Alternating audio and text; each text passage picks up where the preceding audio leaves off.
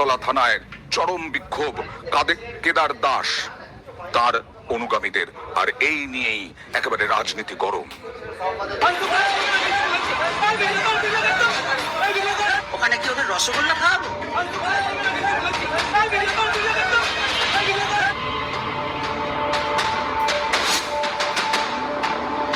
তৃণমূল যুব নেতার দিকে তেড়ে যাচ্ছেন তৃণমূলের এই কাউন্সিলর, তারপর যুব নেতাকে সপাটে চর। ভাইরাল এই ভিডিও ঘিরে জোর শোরগোল। এ ছবি কলকাতা পুরসভার 18 নম্বর ওয়ার্ডের বটতলা থানা এলাকার ঢুলিপাড়ায়। তৃণমূল যুব নেতা কেদার দাসের অভিযোগ, স্থানীয় তৃণমূল কাউন্সিলর সুনন্দা সরকার তোলাবাজি চালান। এর প্রতিবাদ করাতেই তাকে চড় মারা হয়েছে।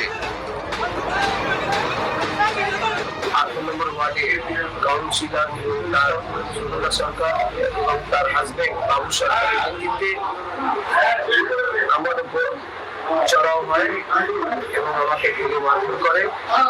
যেহেতু আমি এই আদালতের অসামাজিক কার্যকলাপের বিরুদ্ধে রুখে দাঁড়িয়েছি,